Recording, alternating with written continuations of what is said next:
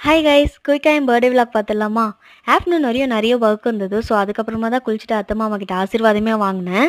அதுக்குள்ள மாறா ஸ்கூல்ல இருந்தே வந்துட்டான். அவன் கூட கொஞ்ச நேரம் ஹேப்பியா விளையாடிட்டு இருந்தேன். அதுக்கப்புறமா அவர தூங்க வச்சுட்டு சிம்பிளா பர்த்டே லுக் கிரியேட் பண்ணிக்கிட்டேன்.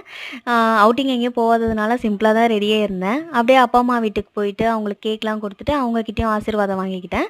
அப்படியே அம்மா கூட பக்கத்துல இருக்க ஒரு டெம்பிள் தான் போயிருந்தேன். அது கொஞ்சம் பீஸ்ஃபுல்லா இருந்தது. மோகன் இல்லாம செலிப்ரேட் பண்ற ஃபர்ஸ்ட் பர்த்டே. அவரால அவாய்ட் பண்ண முடியாத ஒரு ஒர்க்கு. ஸோ, அதனால அவரால லீவ் போட முடியல. அது எனக்கு புரியுது. இருந்தாலுமே நாங்க கமிட் ஆனதுக்கப்புறம் ஃபர்ஸ்ட் டைம் அவர் இல்லாம செலிப்ரேட் பண்றேன்.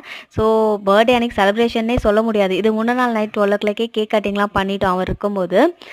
மாறா வந்து இன்னும் ஸ்வீட் சாப்பிட ஆரம்பிக்கல. எல்லாரும் நல்லதுன்னு சொல்றாங்க. பட் இருந்தாலும் கொஞ்சம் கூட சாப்பிட மாட்றான். இங்க பாருங்க எவ்ளோ அழறான் லைட்டா வச்சதுக்கே.